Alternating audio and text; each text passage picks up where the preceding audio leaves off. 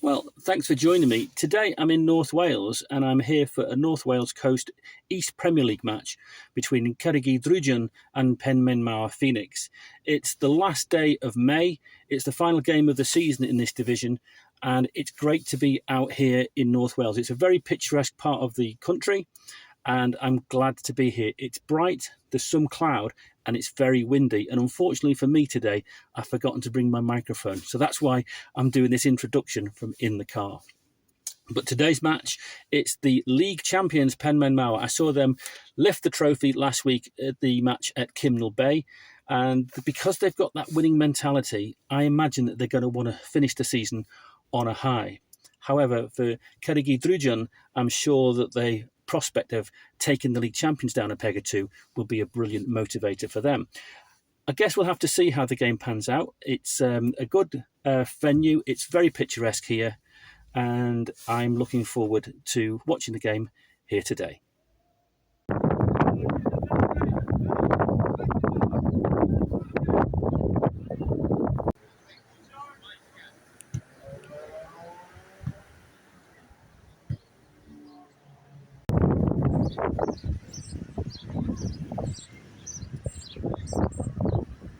Nant Field is right next door to a school here in the village, and the facilities are very simple. It's a very simple ground. It's ground level standing. There doesn't seem to be any refreshments kiosks, so I can't really critique that in terms of being a vegan groundhopper. But I suppose if there's no facilities, it makes it even and inclusive. There's no facilities for vegans or non-vegans, but yeah, it still looks like a nice playing field. It looks like a nice surface. This time of the year it's looking in good condition, and I'm looking forward to the match, as I say. It'll be interesting to see how this one plays out. So, guard of honour for Penmaenmawr Phoenix, the league champions.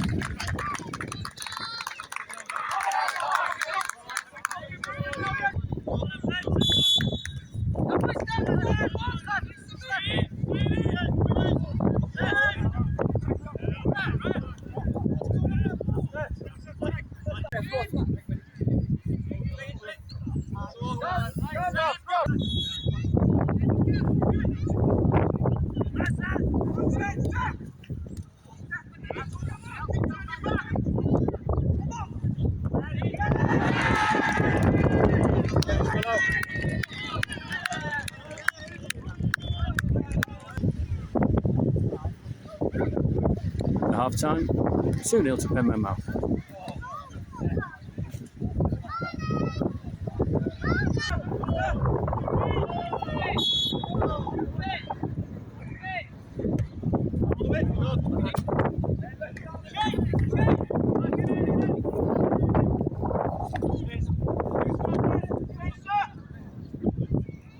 So half time's been and gone. I've been chatting to people in the ground. There's loads of groundhoppers here today. It's one of the last games of the season, so it's good to see so many folks here.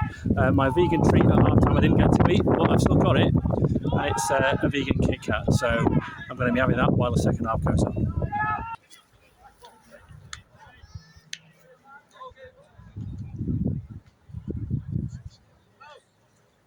Well, maybe it's because I got here early. I didn't see that the tea bar is here. So I've got myself a coffee in a proper cup as well, which is good. And there are crisps there that are suitable for vegans. So if you do come to this part of North Wales for a match, you can get something to eat if you're vegan. Excellent. So full time, the point shared, 2-2.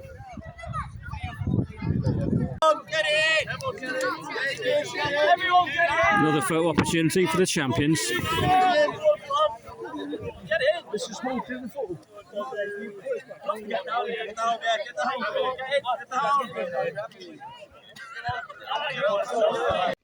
Well, I'm back home now and I'm just about to update my spreadsheet, and you can see some of the games that I've been to this season, some of the new grounds that I've catalogued there. And it's been quite a momentous season for me.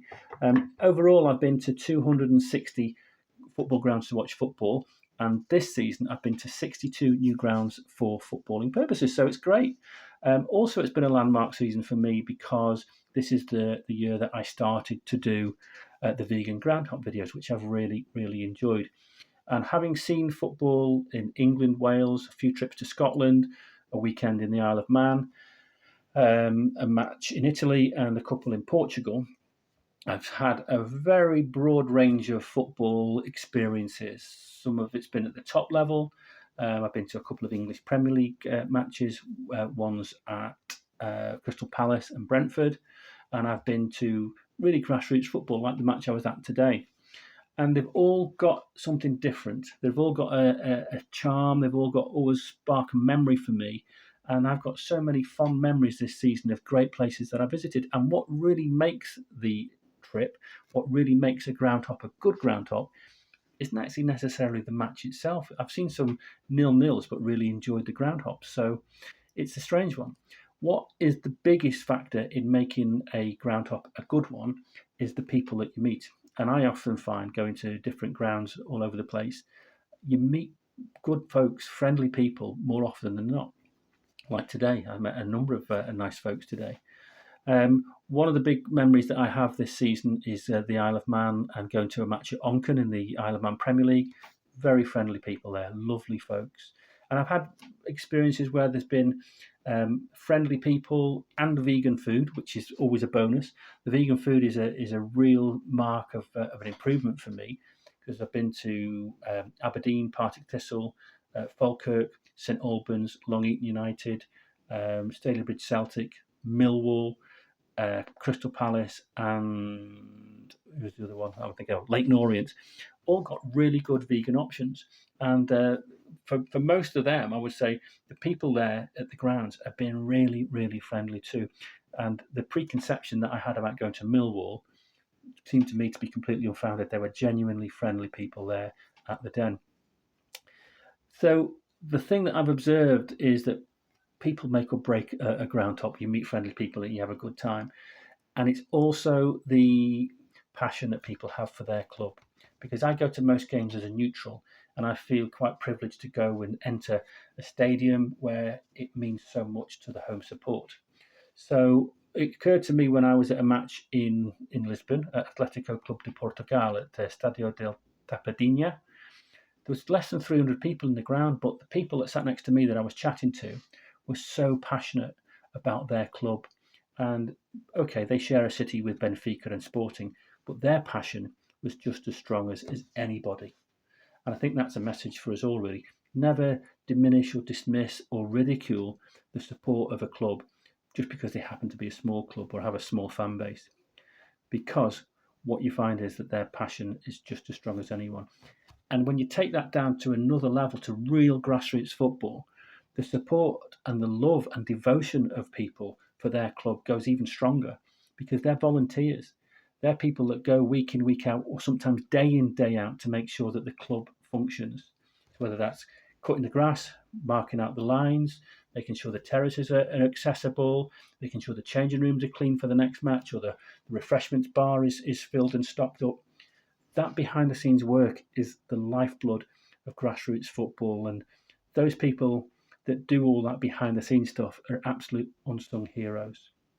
I saw some of that at Llandudno Junction, Llangollen Town, Llaniffaith, Albion Rovers in Scotland.